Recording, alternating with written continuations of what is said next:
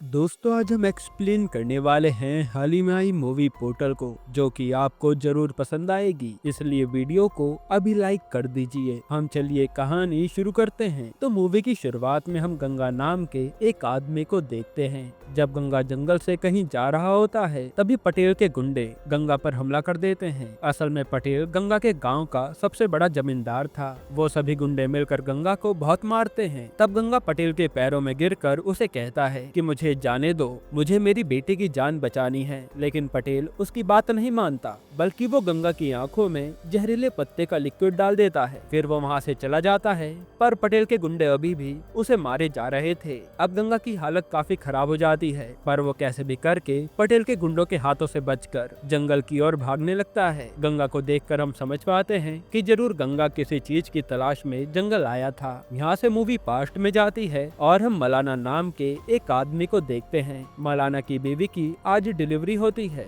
मगर जैसे ही उसकी बीवी बच्चे को जन्म देती है, वैसे ही उसकी बीवी की मौत हो जाती है। मलाना अपनी बीवी की मौत पर काफी दुखी होता है और पता चलता है कि उसकी बीवी ने 2 जुड़वा बच्चों को जन्म दिया था। वो उन दोनों बच्चों का नाम छोटा गंगा और बड़ा गंगा रखता है और अब मलाना ही अपने बच्चों का पालन पोषण कर रहा था। फिर वो एक दिन अपने बच्चों को लेकर कुएं के पास उन्हें नहलाने ले जाता है और वो उनके शरीर पर ट्यूब बांध देता है, जिससे वो दोनों बच्चे कुएं के पानी के ऊपर तैरने लगते हैं। तभी मलाना देखता है कि उसकी बकरी एक बच्चे को जन्म देने वाली है। इसी वजह से वो जल्दी से उस बकरी के पास जाने लगता है। अब अपने पिता को जाता हुआ देखकर बड़ा गंगा भी कुएं से निकलकर मलाना के पास आ जाता है, लेकिन छोटा गंगा अभी भी कुएं में नहा रहा था। अब यह मलाना की बकरी एक बच्चे को जन्म देती है और मलाना और बड़ा गंगा उस बच्चे को देखकर बहुत खुश होते हैं। पर इतने में हम छोटे गंगा को देखते हैं। जब छोटा गंगा पानी से निकल रहा होता है, उसी समय उसका ट्यूब पानी के अंदर एक फंदे से फंस जाता है, मगर चाहकर भी वो पानी से निकल नहीं पाता, जिसके कारण उसकी मौत हो जाती है। अब जब मलाना और बड़ा गंगा कुएं के पास आते हैं, तो वो छोटा गंगा की लाश देखकर बहुत दुखी हो जाते हैं और मलाना जल्दी से अपनी बेटी की लाश निकालता है,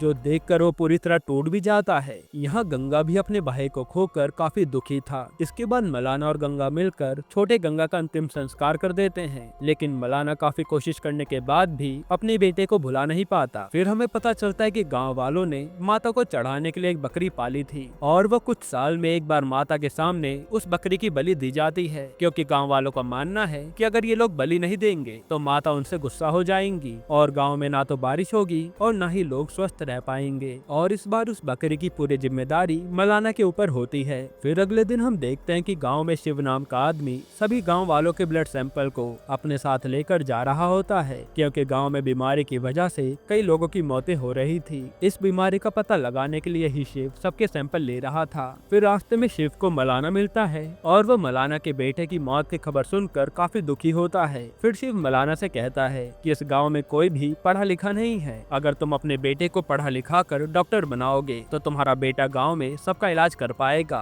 तब मलाना भी ये बातें सुनकर सोच लेता है कि वो गंगा को पढ़ा कर रहेगा, इसलिए वो गाँव के मास्टर स्वामी के पास जाकर कहता है कि क्या आप मेरे बेटे को पढ़ाओगे। पर स्वामी गंगा को पढ़ाने से साफ इनकार कर देता है। असल में पटेल ने स्वामी को सिर्फ बड़ी जाति वाले बच्चों को ही पढ़ाने का आदेश दिया था और स्वामी चाहकर भी पटेल की बात नहीं काट सकता। तभी हमें पटेल के बारे में दिखाया जाता है। पटेल का परिवार काफी समय से गांव पर राज कर रहा था। पटेल के पूर्वजों में देवी माता आया करती थी, इसलिए सब इन्हें बहुत मानते भी थे। यहाँ तक कि उसके पिताजी में भी गाँव की देवी आया करती थी, लेकिन उसके पिता के मरने के बाद पटेल के ऊपर एक बार भी देवी नहीं आई थी। ऐसे ही काफी साल गुजरने के बाद भी माता किसी भी शरीर के ऊपर नहीं आती। इसी वजह से गांव में काफी मुसीबतें आने लगती हैं। फिर कुछ समय बाद पटेल की भी शादी हो जाती है और फिर अगले दिन सारे गांव वाले पटेल के पास आकर उसे कहते हैं कि हम अपने बच्चों को पढ़ाना चाहते हैं, लेकिन पटेल उन्हें साफ साफ मना कर देता है कि तुम लोग अपने बच्चों को नहीं पढ़ा सकते। इस पे पटेल की पत्नी उसके खिलाफ आवाज उठाती है, पर पटेल अपनी पत्नी को बहुत मारता है। असल में जब पटेल छोटा था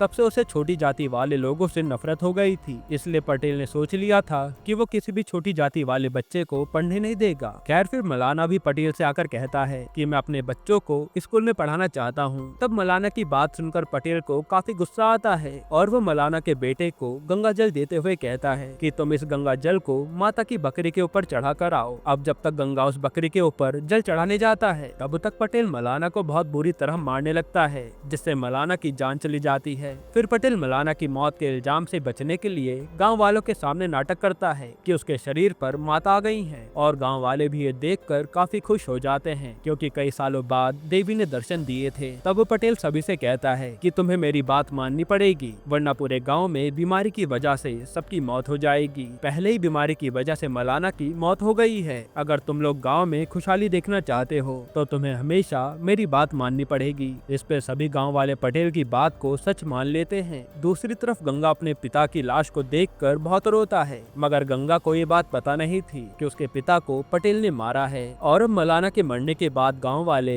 उस माता की बकरी की जिम्मेदारी गंगा के सर पर डाल देते हैं, जिसके बाद पटेल ऐसे ही लोगों से झूठ बोलकर उन्हें अपनी तरफ करने लगता है। और समय बीतता जाता है, गंगा भी सभी लोगों को पटेल की सच्चाई बताने की कोशिशें करता है, लेकिन किसी को भी गंगा की बातों पर यकीन नहीं होता। अब कुछ साल ऐसे बीत जाते हैं और शिव वापस से गांव में आता है। शिव गांव वालों को बताता है कि तुम्हारे गांव में कोलेरा की बीमारी काफी फैल चुकी है, मैं तुम्हें एक पेपर दे रहा हूँ। उस पेपर में इस बीमारी से बचने के तरीके लिखे हैं। तब शिव सभी गाँव वालों को पेपर दे देता है, पर गांव में तो किसी को भी पढ़ना नहीं आता था। फिर जब गंगा गांव में जा रहा होता है तभी उसे रास्ते में पटेल मिलता है। गंगा पटेल को बहुत गुस्से में देख रहा था। इस पे पटेल गंगा को अपनी नजरें झुकाने को कहता है, लेकिन उसके कहने के बाद भी गंगा अपनी नजरें नीचे नहीं करता। ये देखकर पटेल के गुंडे गंगा को मारने लगते हैं, जिससे गंगा जमीन पर गिर जाता है। तब इतने में गंगा के पास बुजम्मा नाम की एक लड़की आती है और वो गंगा की चोट देखकर काफी घबरा जाती है। फिर वो जल्दी से गंगा की चोट पर कपड़ा बांधती है और बुजम्मा को देखकर गंगा को पहली नजर में उससे प्यार हो जाता है। हालांकि फिर बुजम्मा माँ से चली जाती है। अब रात के समय गंगा पूरे टाइम बुजम्मा के बारे में ही सोच रहा था।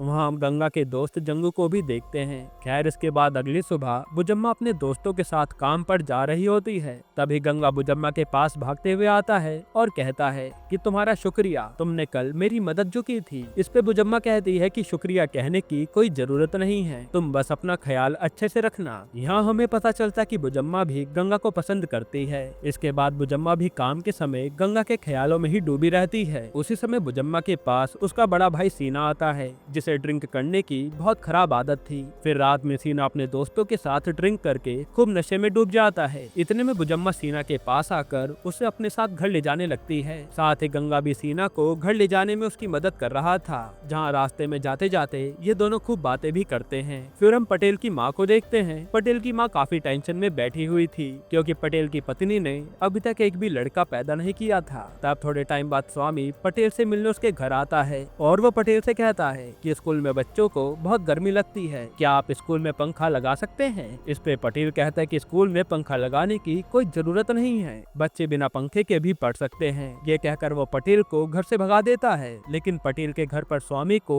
एक बात पता चलती है कि उसके घर पर एक सोने की मूर्ति है और स्वामी को वो मूर्ति कैसे भी पटेल के घर से चुरानी थी। जिसके बाद रात के समय सभी गांव वाले बैठकर पिक्चर देख रहे होते हैं। वहीं बुजम्मा और गंगा एक दूसरे के काफी करीब आ जाते हैं और उन दोनों को करीब देखकर सीना का दोस्त कृष्णा बहुत गुस्सा हो जाता है, इसलिए वो सबके सामने गंगा को मारने लगता है। पर बुजम्मा जल्दी से कृष्णा को शांत कर देती है। फिर घर पर सीना बुजम्मा से कहता है कि मैं नहीं चाहता कि गंगा के कारण पूरे गाँव में मेरी बदनामी हो। अगर तुम मेरी इज्जत करती हो तो तुम गंगा से दूर ही रहना। तब बुजम्मा भी अपने भाई की बात नहीं टाल सकती थी और वो फैसला करती है कि वो गंगा से प्यार नहीं करेगी। फिर अगले दिन बुजम्मा गंगा से जाकर कहती है कि आज के बाद तुम मुझसे मिलने की कोशिश मत करना, मैं तुमसे शादी नहीं कर सकती। ये सुनकर गंगा काफी निराश हो जाता है और उसने कभी सोचा नहीं था कि बुजम्मा उसके साथ ऐसा करेगी। दूसरी तरफ पटेल सभी गाँव वालों को एक कहानी सुना रहा होता है। उस कहानी में एक चिड़िया अपनी आजादी पाने के लिए झुंड के विरुद्ध जाकर आसमान में उड़ने लगती है, पर उसी समय एक शिकारी चिड़िया को गोली मार देता है। इससे पटेल सबको ये बताना चाहता था कि जो कोई भी उसके खिलाफ जाने की कोशिश करेगा, पटेल उसे जिंदा नहीं छोड़ेगा। फिर कुछ ही दिनों बाद बुजम्मा की शादी कृष्णा से हो रही होती है, जिसकी खबर सुनकर गंगा भागते हुए बुजम्मा के पास आता है और वो बुजम्मा से कहता है कि मैं जानता हूँ कि तुम ये शादी जबरदस्ती कर रही हो, मैं तुम्हें भरोसा दिलाता हूँ कि मैं हमेशा तुम्हारा ख्याल रखूंगा। यहाँ बुजम्मा भी कृष्णा से शादी करना नहीं चाहती थी, इसलिए वो गंगा के साथ जाने लगती है। लेकिन तभी कृष्णा गंगा को रोकने की कोशिश करता है। इस पे गंगा कृष्णा को बहुत मारता है और वो बुजम्मा के साथ जाकर मंदिर में शादी कर लेता है। इसके बाद वो दोनों अपनी जिंदगी गुजारने लगते लगते हैं और दोनों साथ में काफी खुश थे। फिर थोड़े टाइम बाद बुजम्मा एक बेटी को जन्म देती है जिसका नाम ये लोग सरस्वती रखते हैं। सरस्वती के पैदा होने के बाद गंगा और भी मेहनत से काम करने लगता है और गंगा सरस्वती को दुनिया की सारी खुशियाँ देना चाहता था। अब एक दिन गंगा अपनी बकरियों को घुमा रहा होता है। उसी समय सरस्वती माता की बकरी को देखकर उससे पूछती है कि पापा इस बकरी के सर पर तिलक क्यों लगा हुआ है। इस पे वो बताता है कि गांव वालों की श्रद्धा इस बकरी से जुड़ी हुई है। गांव वाले इस बकरी की बलि देना चाहते हैं जिससे हमारे गांव में खुशहाली आएगी। इसके बाद गंगा के दिमाग में ख्याल आता है कि उसे अपनी बेटी को पढ़ाना चाहिए क्योंकि गंगा की भी पढ़ने की बहुत ख्वाहिश थी। इसलिए वो अपनी बेटी को कैसे भी करके पढ़ाना चाहता था। फिर अगले दिन गंगा स्वामी से जाकर कहता है कि क्या आप मेरी बेटी को पढ़ाओगे। इस पे स्वामी पहले तो सरस्वती को पढ़ाने से मना कर देता है, पर गंगा के काफी प्रार्थना करने के बाद स्वामी कहता है कि अगर तुम मेरे लिए जंगल से मधुमक्खी का शहद लेकर आओगे तो मैं तुम्हारी बेटी को जरूर पढ़ाऊंगा। एक तरह से स्वामी गंगा को परख रहा था। तब गंगा भी उसकी बात मानकर शहद पाने जंगल में चला जाता है और वो कैसे भी करके शहद लेकर आता है। ये देखकर स्वामी गंगा की बेटी को पढ़ाना शुरू कर देता है, मगर स्वामी उसकी बेटी को स्कूल के बदले एक सुनसान जगह पर पढ़ाता है क्योंकि अगर ये बात पटेल को पता चल जाती तो पटेल स्वामी को जान से मार देता। खैर अगले दिन स्वामी गंगा को एक बड़े से पहाड़ पर चढ़कर फूल लाने को कहता है। तब गंगा भी अपनी बेटी को पढ़ाने के लिए स्वामी की बात मानकर उस पहाड़ पर चढ़ जाता है और कैसे भी करके स्वामी के लिए वो फूल लेकर आता है। पर सरस्वती अपने पापा को इतनी मुसीबत झेलते हुए देखकर काफी दुखी हो जाती है, जिसके बाद स्वामी गंगा को पटेल के घर से सोने की मूर्ति चुरा कर लाने को कहता है। तब पहले तो गंगा उस मूर्ति को चुराने से मना कर देता है, लेकिन तभी गंगा को अपनी बेटी के भविष्य की चिंता होने लगती है, इसलिए वो मूर्ति चुराने के लिए मान जाता है। फिर रात में जब पटेल सो रहा था तब गंगा पटेल के घर में घुसकर धीरे से मूर्ति ले लेता है और फिर गंगा उसके घर से जा रहा होता है। तभी इतने में पटेल की नजर गंगा के ऊपर पड़ती है और वो गंगा को मार कर उससे पूछता है कि आखिर तुम्हें किसने चोरी करने के लिए भेजा था। इस पे गंगा उसे कुछ भी बताने से मना कर देता है। इसी बात से गुस्सा होकर पटेल गंगा के ऊपर अपने कुत्ते छोड़ देता है और वो कुत्ते गंगा को काटने लगते हैं, मगर इतना दर्द सहने के बाद भी गंगा स्वामी का नाम नहीं लेता। फिर सुबह के समय गंगा स्वामी को जाकर सारी बात बता देता है। इस पे स्वामी कहता है कि तुम्हें एक बार फिर वापस जाकर मूर्ति चुराने की कोशिश करनी चाहिए। यानी स्वामी बहुत लालची इंसान था जो अपने लालच में अंधा हो गया था कि एक बार इंसान जिंदा बचकर लौट आया है, फिर भी वो उसे दोबारा मौत के मुंह में जाने के लिए कह रहा था। खैर अब मूवी प्रेजेंट में आती है और गंगा जंगल में जा रहा होता है। इसके बाद हम देखते हैं कि पटेल को पता चल जाता है कि स्वामी चोरी चुपके गंगा की बेटी को पढ़ा रहा है। इसी वजह से पटेल के दिमाग में एक प्लान आता है। वो अपने लोगों को माता की बकरी चुरा के लाने को कहता है, जिससे गाँव वाले गंगा पर गुस्सा होकर उसके परिवार को गाँव से निकाल देंगे। फिर पटेल के आदमी चोरी चुपके से उस बकरी को चुरा लेते हैं और गंगा भी ये सब देखकर सोच में पड़ जाता है कि आखिर किसने उसकी बकरी चुराई है। साथ ही गांव वाले भी गंगा पर बहुत गुस्सा करते हैं। उसी समय पटेल भी गंगा के पास आकर कहता है कि अगर तुमने बकरी को नहीं ढूंढा तो तुम्हारे परिवार के साथ बहुत बुरा हो जाएगा। इतना कहने के बाद गंगा के परिवार को गाँव से निकाल दिया जाता है कि जब तक बकरी नहीं मिल जाती तुम यहाँ कदम नहीं रखोगे। जिसके बाद गंगा अपने गाँव से बाहर रहने लगता है। हालांकि उसे अपनी बेटी की पढ़ाई की चिंता सता रही थी और गंगा अपनी बेटी को पढ़ाने के लिए स्वामी से मिलना चाहता था। दूसरी तरफ पटेल स्वामी को बहुत मारता है क्योंकि उसने गंगा की बेटी को पढ़ाया था। पटेल की मार खाकर स्वामी की आंखें खुल जाती है और वो ठान लेता है कि वो आज से सभी बच्चों को एक जैसा पढ़ाएगा और किसी भी बच्चे में भेदभाव नहीं करेगा। फिर स्वामी गंगा से जाकर कहता है कि मैंने तुम्हारे साथ बहुत गलत किया है, मगर अब मैं तुम्हारी बेटी को अच्छे से पढ़ाऊंगा,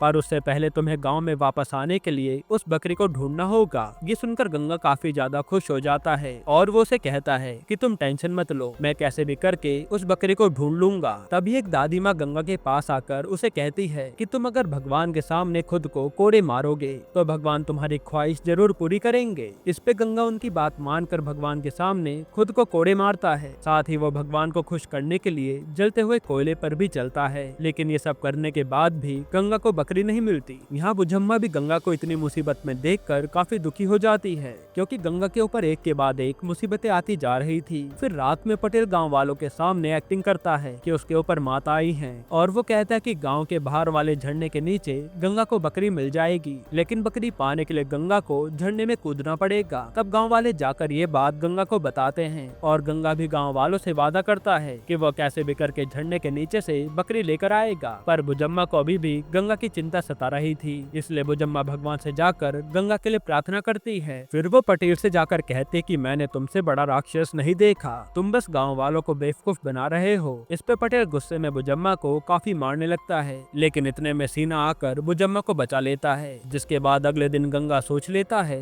कि वो कैसे भी करके अपनी बेटी को स्कूल भेज कर रहेगा। फिर गंगा सरस्वती को साइकिल पर बैठाकर गांव में आता है और वहां गांव वाले गंगा को गांव में देखकर बहुत गुस्सा हो जाते हैं। यहाँ तक कि वो लोग उसे रोकने की कोशिश भी करते हैं, पर गंगा अपनी बेटी के लिए उन सभी लोगों से लड़ जाता है और इसी लड़ाई में गंगा की बेटी के सर पर चोट आती है, जो देखकर गंगा काफी घबरा जाता है और जल्दी से सरस्वती को बुजम्मा के पास लेकर आता है। तब बुजम्मा भी अपनी बेटी की ऐसी हालत देखकर बहुत रोने लगती है। फिर बुजम्मा अपनी बेटी की मरहम पट्टी करती है और अब उन लोगों ने गांव में वापस जाने की आस भी खो दी थी। साथ ही गांव वाले आकर गंगा से कहते हैं कि तुम्हें सबकी मर्जी के खिलाफ काम नहीं करना चाहिए, वरना तुम्हारे परिवार पर मुसीबतें आते रहेंगी। तभी गंगा की बेटी के पास वो पेपर उड़ते हुए आता है। उस पेपर पर कॉलेरा बीमारी से बचने का उपाय लिखा हुआ था। सरस्वती उस पेपर पे लिखे सभी चीजें पढ़ने लगती है और उसे पढ़ते हुए देखकर गांव वाले शॉक्ड हो जाते हैं। तब सरस्वती उन्हें बताती है कि ये बीमारी झूठा खाने से और गंदगी में रहने से होती है, हमें अपनी आसपास की जगह को साफ रखना चाहिए। तब सरस्वती की बात मानकर गांव वाले साफ सफाई पर ध्यान देते हैं और वो लोग एक दूसरे का झूठा खाना भी बंद कर देते हैं। इससे कुछ ही समय में गांव में लोगों की मौत होना बंद हो जाती है और गांव वाले भी खुशी खुशी रहने लगते हैं। पर अभी तक गांव वालों ने पटेल की बात पर विश्वास करना बंद नहीं किया था। उन्हें तो अभी भी लगता है कि पटेल में माता आती है। यहाँ पटेल भी स्वामी को डराने की काफी कोशिश करता है, लेकिन अब स्वामी पटेल से बिल्कुल नहीं डरता। ये सब देखकर पटेल समझ जाता है कि उसे कैसे भी गांव वालों को गंगा के खिलाफ भड़काना होगा, वरना ये गांव वाले उसके विरुद्ध हो जाएंगे। फिर पटेल सभी से कहता है कि अगर कल तक बकरी नहीं मिली तो हमें किसी एक आदमी की बलि देनी पड़ेगी। इस पे पूरे गांव वाले सोच में पड़ जाते हैं कि आखिर वो किसकी बलि देंगे। इसी बात को लेकर ये लोग आपस में लड़ भी जाते हैं। फिर गंगा उन सभी से आकर कहता है कि तुम लोग चिंता मत करो, मैं कैसे भी बकरी को लेकर आ जाऊंगा। मगर किसी को भी गंगा की बातों पर यकीन नहीं था, इसलिए वो लोग गंगा की बलि देने के लिए उसे पेड़ से बांध देते हैं। लेकिन सीना गंगा को उन लोगों से बचाकर अपने साथ ले जाने लगता है। अब जब वो लोग गंगा को पकड़ने की कोशिश भी करते हैं, तब बुजम्मा गंगा को बचाने के लिए उन लोगों से लड़ जाती है, जिसके बाद सीना गंगा को धोखे से पटेल के आदमियों के हवाले कर देता है। असल में गंगा की वजह से गाँव में सीना की काफी बेइज्जती हुई थी और सब लोग सीना के साथ भेदभाव करने लगे थे। इसी वजह से वो गंगा को पटेल के हाथों सौंप देता है।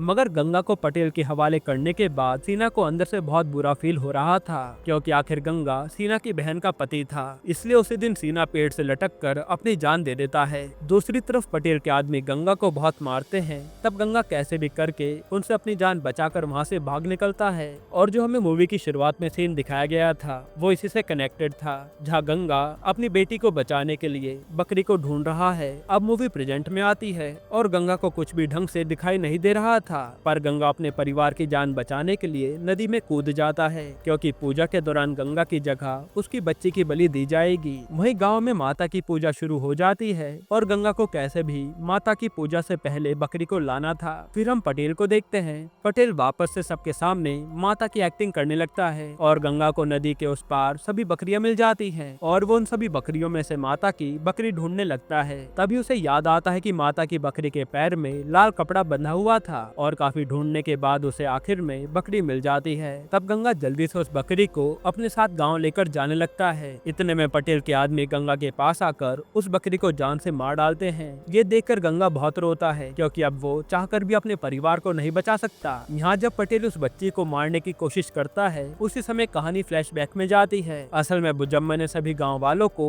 पटेल की सच्चाई बता दी थी। वो सभी से कहती कि पटेल भगवान के नाम पर सभी को बेवकूफ बना रहा है। तब गांव वाले भी उसकी बात सुनकर हैरान हो जाते हैं। बुजम्मा कहती कि पटेल ये सब इसलिए कर रहा है क्योंकि वो हमारे बच्चों को पढ़ाने नहीं देना चाहता। पटेल पूरी जिंदगी हमें अपने पैरों के नीचे दबा कर रखना चाहता है। तब पहले तो गांव वालों को उसकी बातों पर यकीन नहीं होता, लेकिन रात में गांव वाले पटेल का पीछा करते हैं। तो पटेल मंदिर में जाकर माता के सामने कहता है कि अभी तक किसी को भी पता नहीं चला कि मेरे अंदर माता नहीं आती और मैं कल आपके नाम से गंगा के परिवार को खत्म कर दूंगा। उसके बाद पूरा गांव मेरी मुट्ठी में होगा। ये सुनने के बाद गांव वालों को पटेल की सारी सच्चाई पता चल जाती है, इसलिए वो लोग पटेल से बदला लेने का प्लान बनाते हैं और उन लोगों ने पटेल के कोड़े पर कीलें लगा दी थी। अब जब प्रेजेंट में पटेल खुद के शरीर पर कोड़े मारता है तो उसके शरीर से खून निकलने लगता है। पटेल भी समझ जाता है कि गाँव वाले उसकी सच्चाई जान चुके हैं। साथ ही वो लोग पटेल की आंखों पर लाल गुलाल की जगह लाल मिर्ची डाल देते हैं, जिससे पटेल की आंखें जलने लगती हैं। मगर इसके बावजूद भी पटेल गुस्से में सरस्वती को मारने जाता है और जैसे वो सरस्वती को मारने वाला था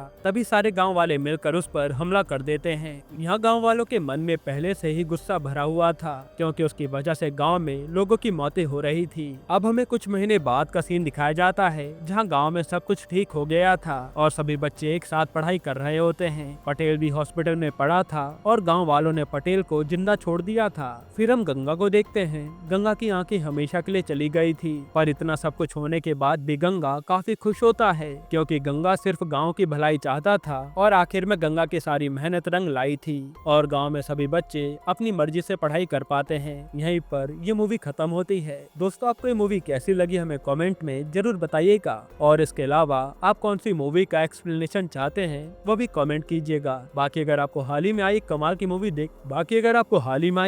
मूवी देखनी है तो आप ये वीडियो देख लीजिए।